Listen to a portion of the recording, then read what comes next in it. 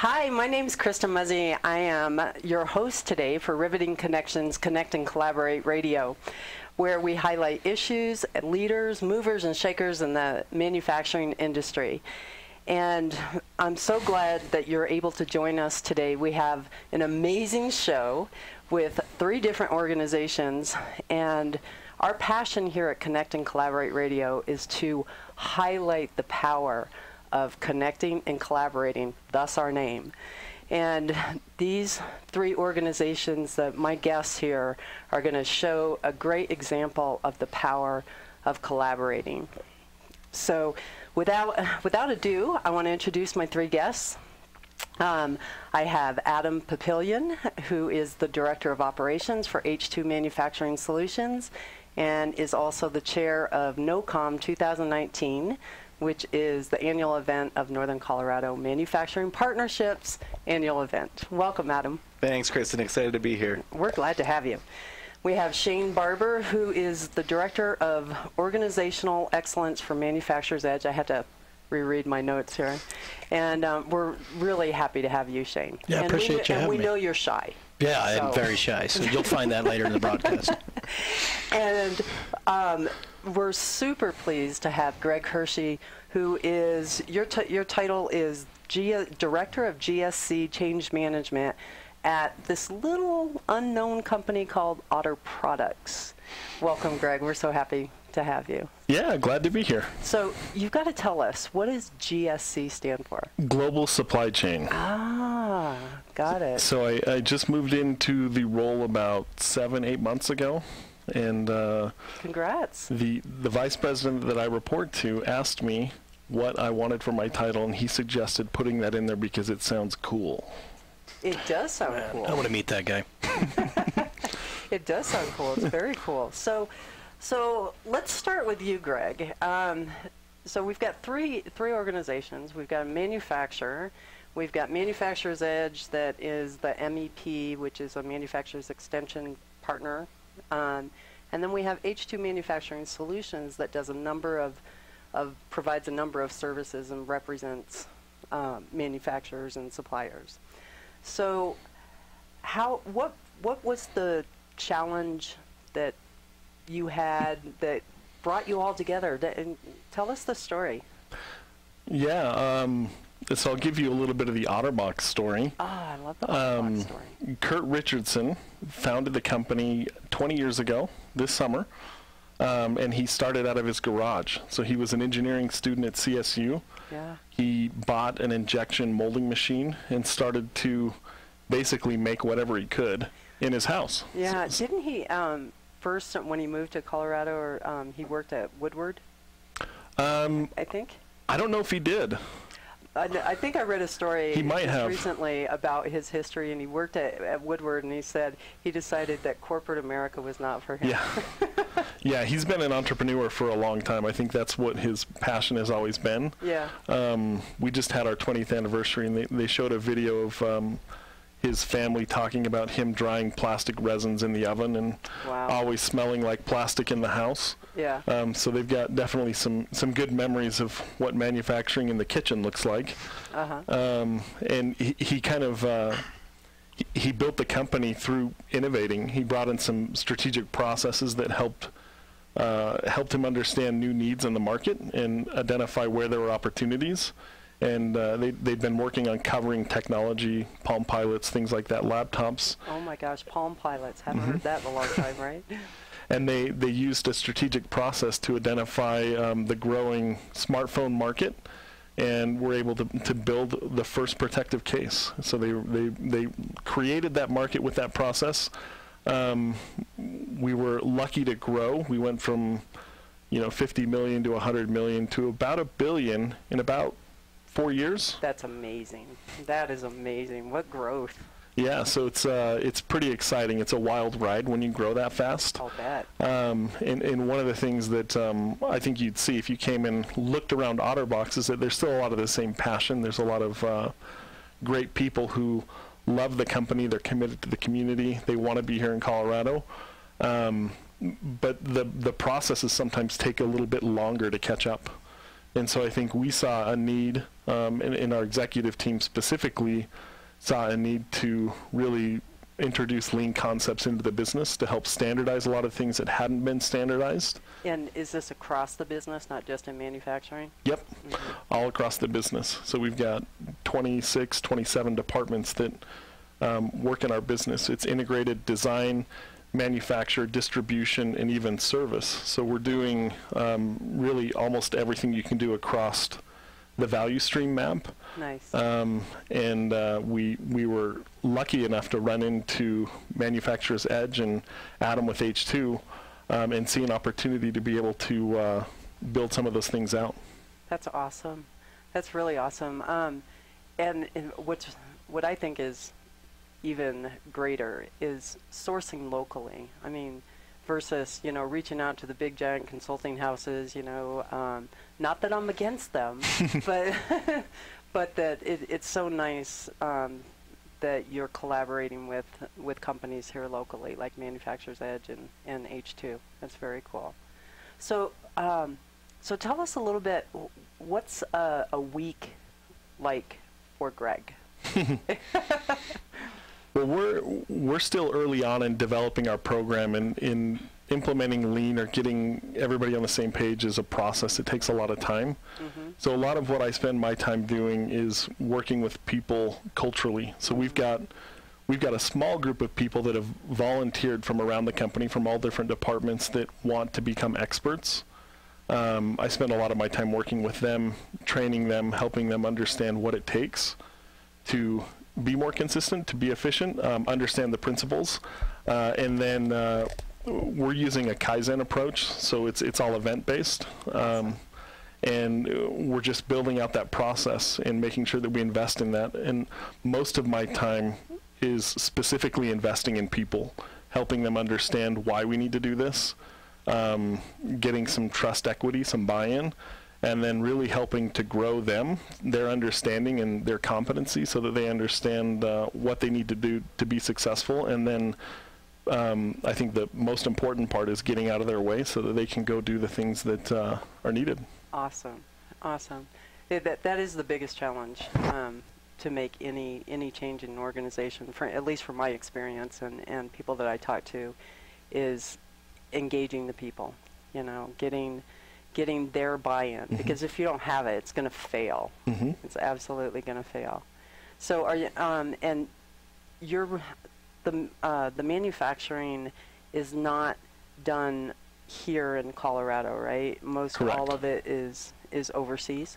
Yeah, we manufacture in China, in Mexico, and then one of our newer product lines is a cooler line that is actually manufactured in Wisconsin, I believe. Oh, that's great. That's awesome. And so you work with you work with all those offices? That's a big challenge too, different cultures, right? I mean. Yeah, we've got that global supply chain component. Yeah. So we're and especially in our business, some of it's turnkey, but some of it's not. And so we can drop ship from a supplier in China to a Best Buy or a Walmart or somebody like that. But the complexity of the SKU assortment that we have requires that we bring a lot of that here to Colorado. We've got a warehouse in Frederick, and they do configure to order work, CTO awesome. work. And so in that sense, we are doing some manufacturing here. Yeah, you're doing some assembly and so we configuration. Do the assembly, the configuration here, and a lot of the packaging work is done here. So cool. And all the design and engineering and innovation is done here, right? Yep. Yep. Awesome. So Shane, tell us a little bit about what you're doing for Manufacturer's Edge and how you're engaging with Otter. Yeah, no, it's good. So Manufacturer's Edge, people would say, well, if it's not directly manufactured in the state, then what is Manufacturing Edge doing about it, you know, or why are we even engaged in the project? We're engaged from design to delivery. It can be supply chain on the back end, can be the design on the front end, and so we'll go look at the processes and the efficiencies it'll take to make impact in their business, impact in the United States from raising manufacturing, keeping manufacturing here. And so when we met when Adam through H2 and Manufacturer's Edge took us in to meet with Otter, it really was like meeting the ideal client that you always hope you get one a year of. Yeah. Was it the slide? That got It was the slide. No, I didn't even get a chance to see the slide until the second visit. They have a slide in the lobby in case anybody doesn't know. But an ideal client for us is somebody that knows their business, knows their product, and how to produce it, how to really bring it to the consumer, but also knows that there's continuous improvement activity and there's tools and methods out there that they might not have the expertise to do. Mm-hmm. So where is Otterbox the ideal client for us? It is kind of unique. It's where we're being chartered to go train internal practitioners to do knowledge and skill transfer, and we're partner hand in hand with them to make sure we drive impact not only warehouse operations but throughout the entire front end and the back end of the business that is housed here.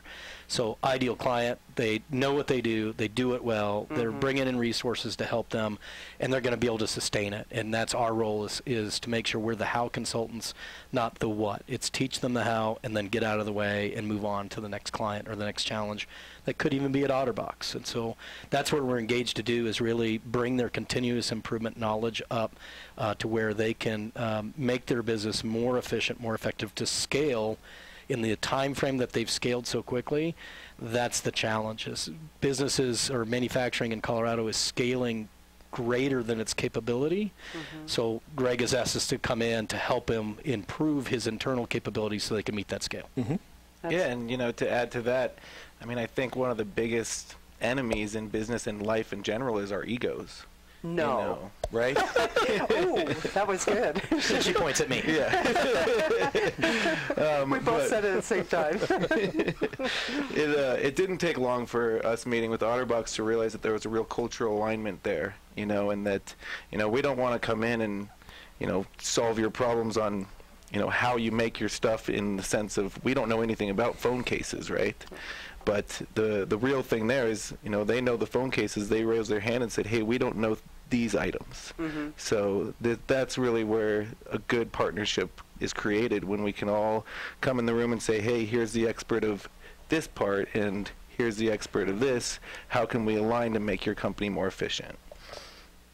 Right. So you said something, Adam, about the alignment of cultures, and knowing you guys, and I do have some familiarity with Otter as well, is your cultures do align really well. It's from an outsider's view, you're open to collaborating. You do things really, really well, but you also know what you don't do well, and you reach out to other people, and I think that's what makes you so successful. Totally. And our equation at H2, and I think it aligns with the Edge and Otterbox too, is honest and hardworking equals results. Yeah. So if you keep and a fun personality. And a fun personality. Right? you and Heidi together. Yeah. So just if you're always acting with integrity and keeping what the end goal is in mind for your customers are and the people you work with, and people in life in general, I think good things happen. So right. And then that's how you get results, and that drives change and proficiency and everything that comes with the things we want out of life in general. Yep. True. Very true. So how long have you been working on putting lean processes in at Otter? We started in December. Okay. And Are you done? Not done yet. We'll probably be done next month. Yeah. Awesome. We'll check in with you. No, I think it's obviously a process. Yeah. As Adam was talking about, what H2's kind of core methodology is at Otterbox, our mission statement is we grow to give. I love that. Share more about that. The grow to give mentality, it comes from Kurt and his wife Nancy, and Nancy's a pretty important part of the business. For us, they're very intentional about keeping the company private so that they can invest back in the community and invest in their employees. So they want to keep the company here in Colorado. If you've ever been to Fort Collins, I would challenge you sometime to find Otterbox, because we have people that live in Fort Collins that don't know it's there, because it's cleverly disguised in a few buildings out near downtown, and it doesn't look like it's there. And they've had opportunities to move the business. They could have moved it a lot of places. There's a lot they could have done, but they're very intentional about keeping it there because they care about the community. And growing people, investing in employees is one of the ways that they're able to give back. And this fits in really well with that. How can we use the methodologies? How can we partner with H2, with Manufacturer's Edge, to really grow people so that we've got that competency? The constraint is it's not really machines, it's not buildings, it's not other things. You can buy those things. What's really hard to buy is someone who's educated and motivated and really knows what they're doing. And engaged. Engaged is such a big one. You know, Kurt and Nancy, they do so much for the community, but also for the employees. I mean, they encourage all the employees to be innovative, right? And I know that there's some stories of some entrepreneurs that Kurt and Nancy helped, right? Do you know some of those stories? Yeah, we've got, there's actually a couple. I'll share one that falls in that bucket and one that's a little bit different, but there's a marketing company called Nerdy Minds. That's I love the name. up in Fort Collins, and they spun off of a group of Otter employees. We call ourselves Otters, that worked in marketing, and their passion was to go start their own consulting business, and Kurt and Nancy helped them do that. So now they've got their own consulting practice. They do a little bit of work for us, but they've got a portfolio of other people they work for. That's awesome. And they've been able to support them. My favorite example, though, is a project that's come together over the last couple of years called Engineering Brightness. And there's a group of middle school kids in the school district near Fort Collins, and they wanted to be able to provide light for kids in third world countries so that they could read their books at night without candles. Wow. So they actually get together and they design these lanterns that run on LEDs and battery power, sometimes solar powered, and they redesign them, and then they build them and ship them overseas. That's amazing. And this was these are by middle school kids? By middle school kids. So that's incredible. At Otterbox, every employee gets 3 days of volunteer time a year. And wonderful. We have a number of engineers who actually go and mentor these kids.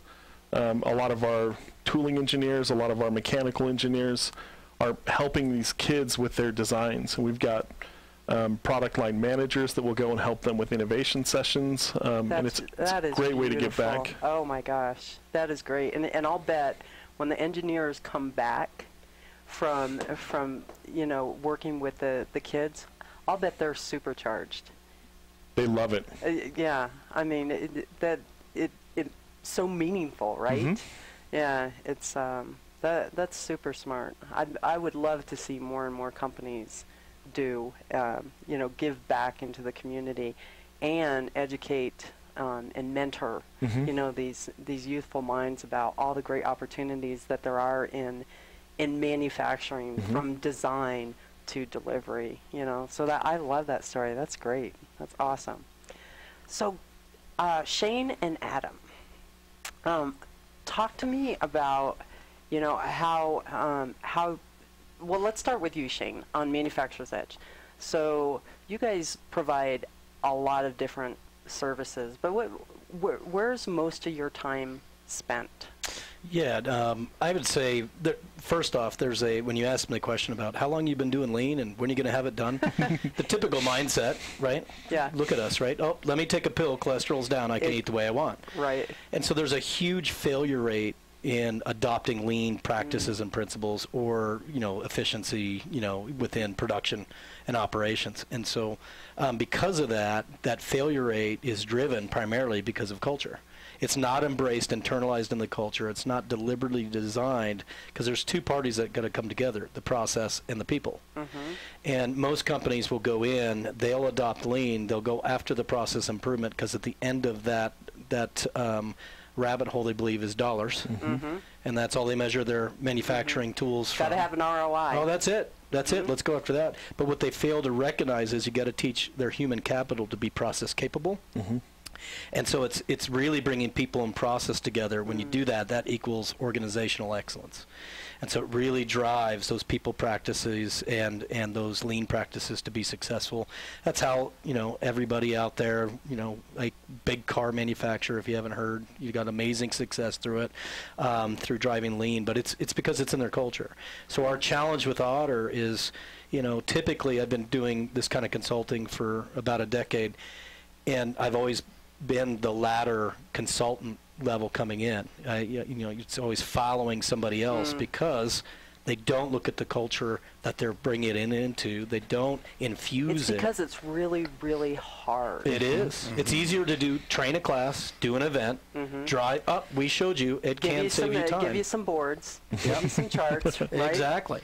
And so the challenge with all manufacturers is, and why they're the ideal client, they have a very distinct culture. I go into a lot of organizations, or we do at Manufacturer's Edge, and the culture is a byproduct of how they do work and behave, and it's not intended.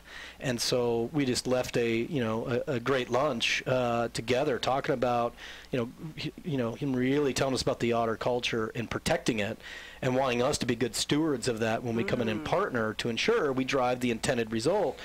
Because you've had past experiences, like a lot of people have, where an external comes in and changes the culture by one class, one word, one instruction, and before you know it, you are trying to undo what was already done. And so that's a major challenge for making lean work and getting companies efficient and effective. We're in places, you asked him about his normal week. I'll probably be in 10 to 12 clients a week, other practitioners about the same, and it can range anywhere from a dairy out in the middle of northeastern Colorado to a small, mom and pop manufacturing shop that started it with a good idea. But the same trend is scaling to the need and demand of manufacturing in the United States and keeping it here. So it's a different challenge in every organization we go in, but it's the same kind of challenge for us, is either helping them get distinct on their culture so the process improvement sticks, or help blending it in with the existing culture so it doesn't change their direction where they want to be. And what about your culture at Otter is so unique? if you were to try to put it in just a couple sentences, what would you say about the culture? It's a pretty big open-ended question, but in two sentences, we have a really passionate, engaged workforce who knows why they're there. So they're there to really fulfill that grow to give type mission statement. They want to be there. They like being there. They like who they work with. So it's a pretty powerful formula to start with. Yes, absolutely. And I would say that it's also very entrepreneurial. So you don't, I would guess that rigid structure and procedures are not welcome. Yeah, you said the P word there, and sometimes when you say the P word, it makes people uncomfortable. I'll bet. So, which makes implementing lean somewhat of a challenge. Yeah, I think there's a perception that they're contradictory, but the reality is that they're not.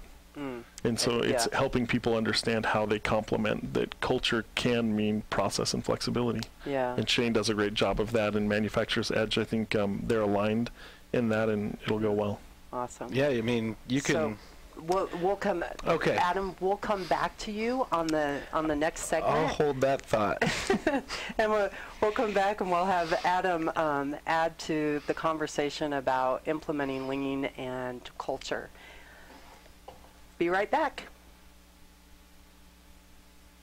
Welcome back to Riveting Connections, Connect and Collaborate Radio.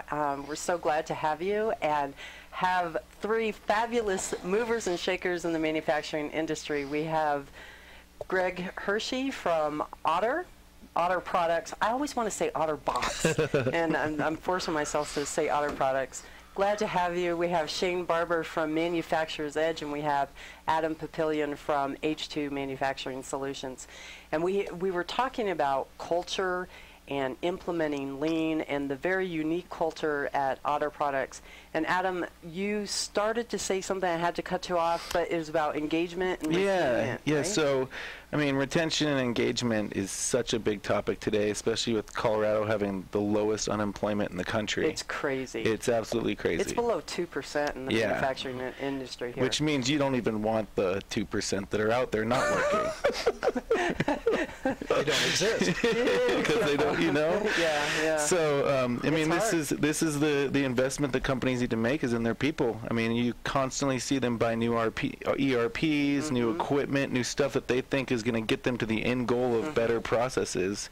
And in reality, you can't buy people. You can't buy empowering your people. I mean, you would be really shocked by going onto a manufacturing floor and you just ask everybody, hey, you know, what would you need to make your job better and easier?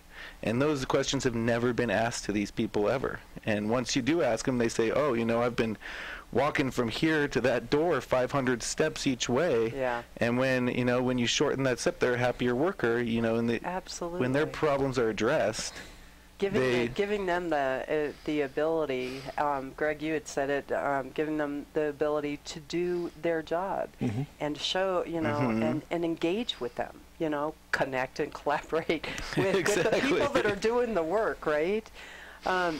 Greg, you had said something on break about you can't purchase heart. I love that. I love that a lot. So engagement and retainment of employees. So this engagement that you guys are working with Otter Products on, Shane, you had mentioned just how important it is to retain, you know, make sure that you're building in processes and not written processes, but processes into the culture to retain talent. Do you want to can you talk more about that? Yeah, I mean, I would challenge anybody here to review their own career, and we've all made choices. We could have changed jobs for more dollars and cents, but you probably stayed with that one employer that invested in you. Yes. That invested in your human capital and capability to drive more efficient, you know, methods in the company because you were a valuable player and asset to the company. Well, all of a sudden, a lot of companies forget that, and they go purchase all the new widgets and tools and techniques, but they forget about it. Because it's going to save some money. Again, right? But they're losing sight that when that employee walks out the door, 12, 15, I have a client that's machinist that have been there, in the industry 45 years. You can't teach 45 years an exit interview. On the way out the door. And so that tribal knowledge walks out the door, and what, from a lean perspective, a process efficiency, whatever it may be, you put those processes in place so it takes it from tribal knowledge to, core asset knowledge for the company, and then you're able to balance the workload. Less walks, less steps. You're able to invest in the people before you know it, and it's an unstoppable process when you engage people. They see that they're improving their own work and making a difference on the company, Otter Products in this case, that I've been invested in, and they go home and say, wow, see this case I got? We produce these and we put them in the hands of people, and it protects so much, and I'm part of that. Yeah. And we went from 50%, on time shipment and delivery to 75%, and I was part of this team, and we did that. Pride's built, and you can't stop pride. Right. And it's so that heart. Yeah, right? and you can't purchase it. So we do a good job engaging the hands of our people, but not their heart. If manufacturers invest more in their people, training, development, skill, succession, career development, then they'll stay. And today, you can't afford for that knowledge to walk out the door. Not in Colorado, not in any part of the U.S. Not anywhere, because you know, even if unemployment was higher, right? You lose that 45-year tribal knowledge out the door. It impacts your business. Yep. And with pulling those trades out of the high school, I came out of high school with certified welder, and we pulled that out of the high school, so we're not backfilling the technical skill quick enough. That's right. So like Otterbox, recognizing it, grow from within, you know, build that capability, and you're doing something very unique with Zen Masters. Oh, yeah, tell us about that. Yeah, we've got a group of about 15, 16, 17, really anybody who's interested and passionate and will put the time in, people around the company, and they've been challenged to go and learn some of these lean principles to really master those so that they can facilitate our Kaizen events. Oh, great. And they become those teachers, right? So their job is to spread this culture. My job is to support them and grow and develop them. They're the ones that are going to take groups of otters 5 at a time or 7 at a time through this so that they can see it firsthand, so that they can see results.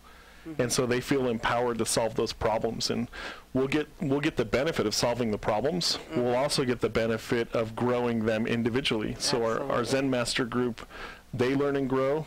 Our regular otters are going to learn and grow. The business will be better, and everyone's going to be better off. That's great. It's an amazing leadership model too. You know, I mean, to me, it's not about managing anymore. It's about leadership. Yes. You know, you wanna be a leader, someone you'll follow whether you have to or not.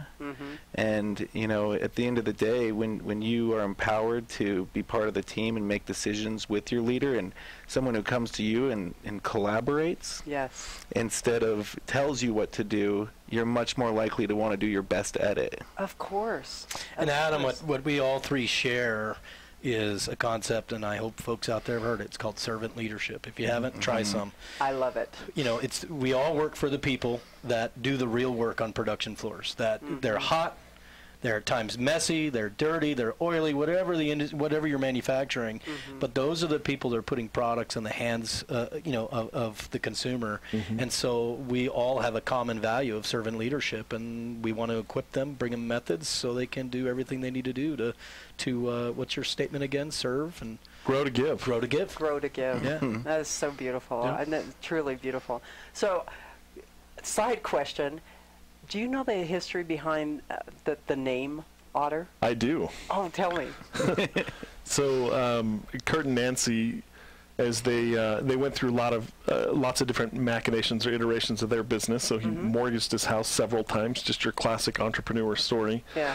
And as things had started to pick up and it looked a little bit more sustainable, they were making dry box cases at the time. For cameras or for whatever, and they were actually driving down to Denver for an event for something, and they were talking about what they should name this company, and Nancy suggested that otters were playful, kind of like the culture we wanted, and they were curious, and we were making plastic boxes at the time. So and they stay dry. Yeah, so there you go.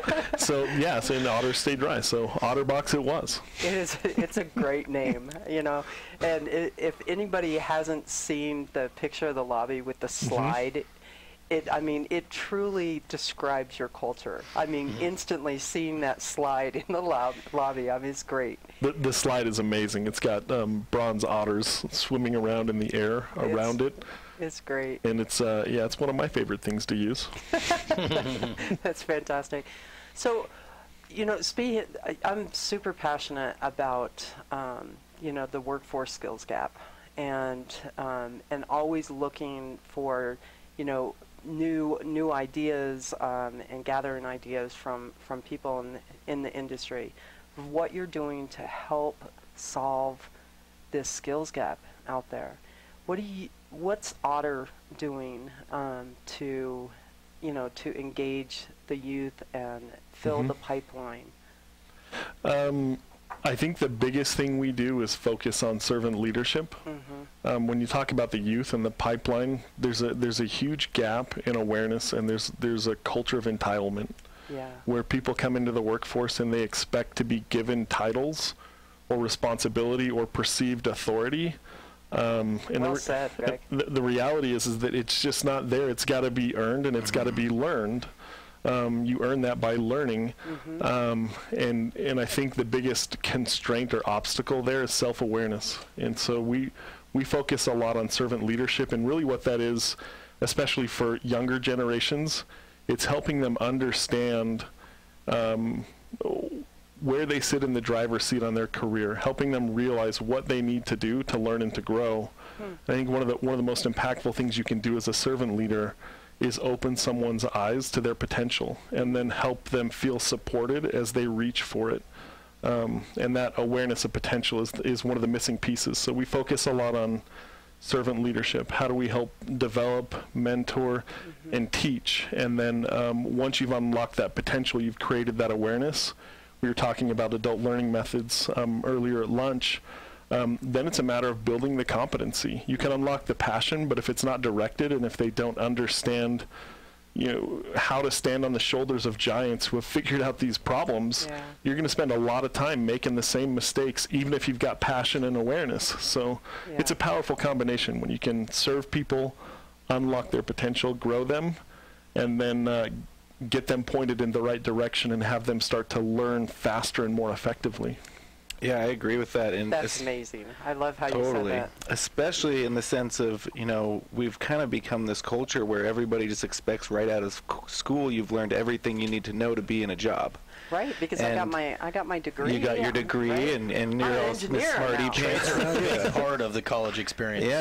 Yeah. And we've gone away from that structure of apprenticeships and mentorships, and those are the things that I think are the most valuable in professional growth. Is having somebody who's done it for years and years show you the way, so they can teach you to show the next person the way. And we've lost that in the workforce these days. I think we try to buy it.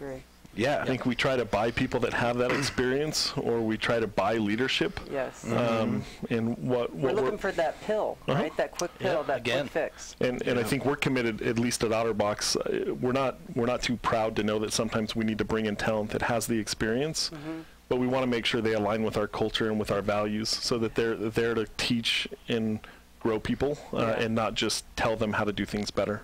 And the power lands within the company. I mean, there are companies that have revolving doors that are just, you're my placeholder to pay my bills until I find the next best thing. And then there's companies, like Otterbox, I never see that you guys are hiring. Attention rate. Not like I'm looking, but Watch out, Heidi. Exactly. So, do you, at Otter, do you guys talk about, in your leadership meetings, do you talk about retention and focus on that? We do. It does come up. I think it's I think about it as an outward sign to an inward commitment. So we tend to talk about the principles that will bring retention, and that's why we have such a servant leadership focus and such a growth and development focus. We know that if those things are happening, people won't want to leave. And then we do look at the metrics. So we those are shared. They're shared with our leadership team, and then depending on the department and the size of the department, they're tracked very specifically for certain departments. But if you're just gunning for the number, then your heart's in the wrong place. I agree. And you've got it kind of backwards. So I think the conversation has to start with, how are you showing that you care about those people? What are you doing to grow them? And then the numbers will follow. Yeah, it's amazing, right?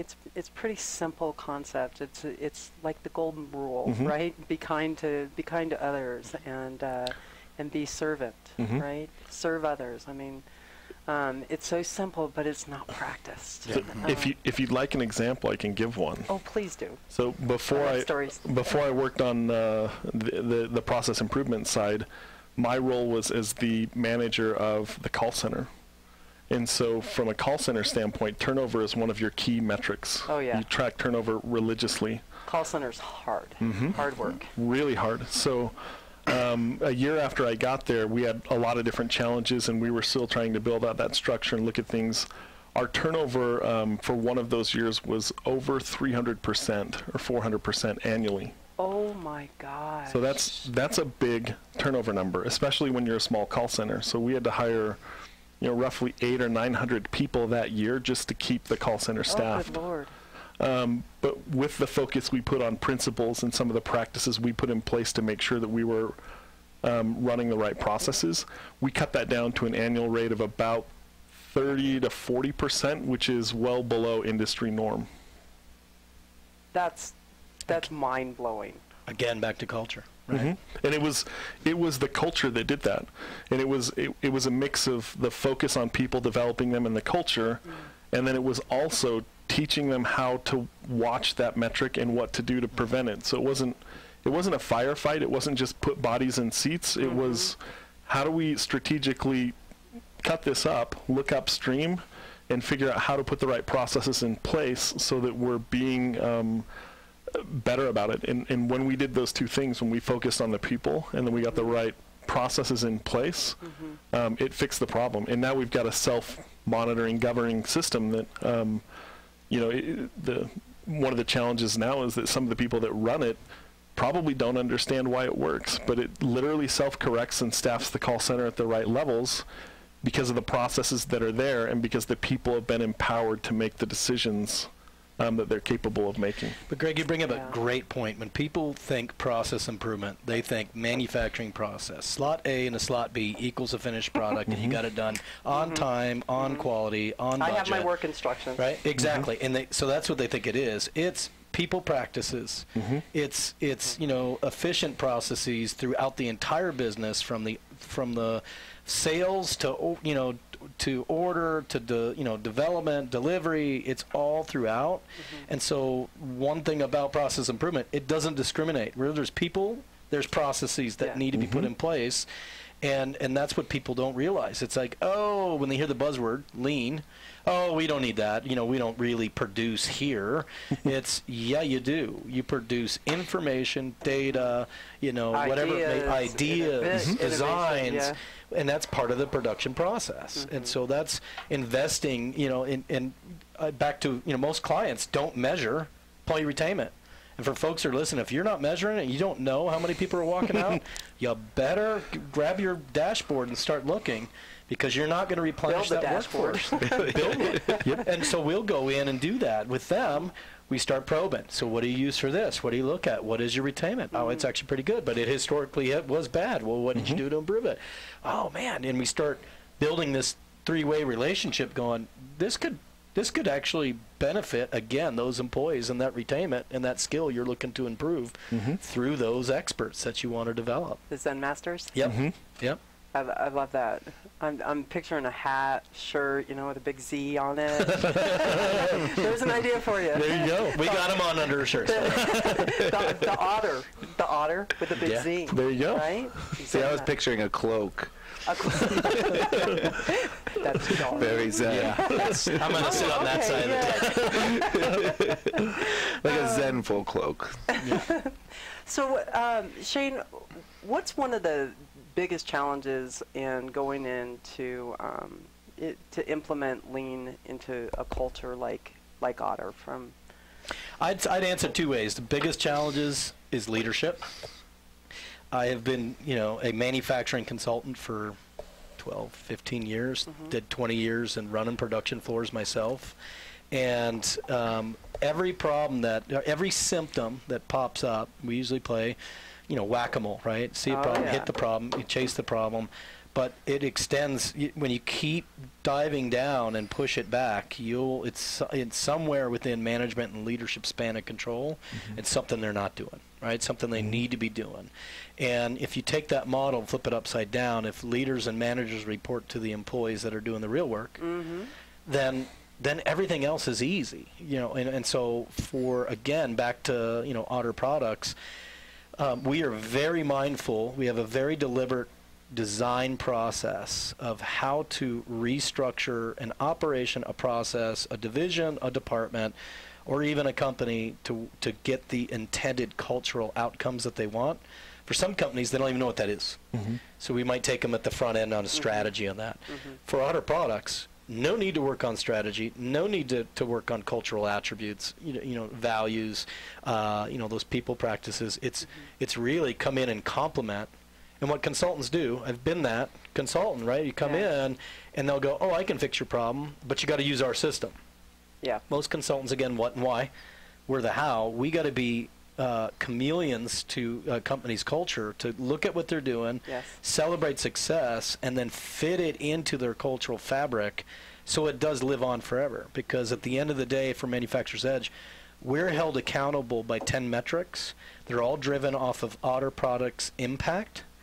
So if we work with and partner with Otter products and we drive an impact in gained revenue, saved jobs, gained jobs, capital investment, if we don't get a good report card because we did not weave it into their cultural fabric so lean doesn't fail, then we don't get funding because we are a nonprofit. That's right.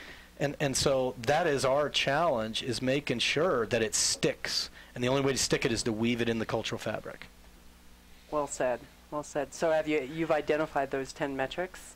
Our 10 metrics are set. They don't change. They don't change. For us, yeah. Gotcha. What'll happen is 6 months, 12 months down the road, he'll get a survey sent by a third party that says, did the work with Manufacturer's Edge modulate the following? And if it doesn't come back, we want a 10 of 10. But we got to earn it. If it doesn't come back positive from that perspective, we could lose our funding, we could lose our center, and there's a center in every state, including Puerto Rico, that is managed the same way. Right. Again, it's back to keep manufacturing in the U.S. Yeah. So that's the challenge, weaving in the fabric. Holding you accountable, right? Yeah. So, Adam, Northern Colorado Manufacturing Partnership. Yes. NOCOM 2019. NOCOM, it's going to be great this year. Every year it grows. This is our 5th year, and within a short span of life of the show, it's the largest manufacturing trade show in Colorado. And it is phenomenal. It is so great. It truly is one of the best manufacturing partnerships I've seen, across the country. And this and the theme this year really does tie into everything we're talking about. It's connecting supply chain within Colorado. So, keeping things manufacturing here in Colorado, and I'm expecting Otterbox to be there this year. Huge booth. You are, right? I think we will be there. No pressure. Yeah, no pressure. No pressure, Greg. But no, the show is great. I mean, we do breakout speaker sessions. We have a breakfast intro with a keynote speaker. We have a B2B. The trade show is a huge floor at the Budweiser Event Center. And I mean, how many other events can you go get knowledge, networking, supply chain, and have drinks at the end all in one day?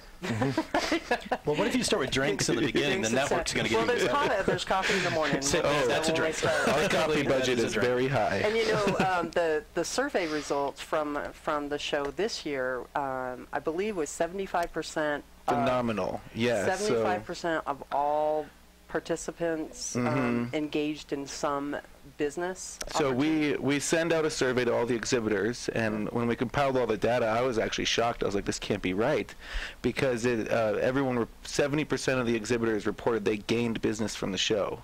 And for a trade show, that's kind of incredible. That's incredible because normally I think the number would be way lower, because most of the time you just make relationships and maybe they turn into business and you collect cards. That you forget to enter. And take pictures of them. Right. So the fact that the value of that show brought that to exhibitors is just, we're so happy for that, and it really does connect to all of our manufacturing community. Absolutely. And it goes back to leadership.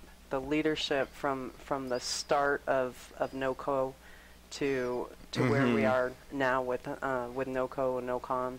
It's hands down, it's the leadership, it's engaging the people and getting out of their way and allowing them to be innovative. And the show itself, I mean, all the profits go back into NOCO, and they go towards scholarships, they go towards lunch and learns, site tours, all these amazing things. So the cause is great too. It's great. Well, It's our show is about ready to end. It has been such a pleasure. I'm going to have the three of you guys on again to talk. We could do our scorecard. You know what? In 6 months, you guys come back and we'll see how you did. Sure, I'm sure it'll be phenomenal. Sounds like a challenge. Awesome. Well, thank you very much for joining me today on Riveting Connections, Connect and Collaborate. Thank you, Greg and Shane and Adam, and wish everybody a great day.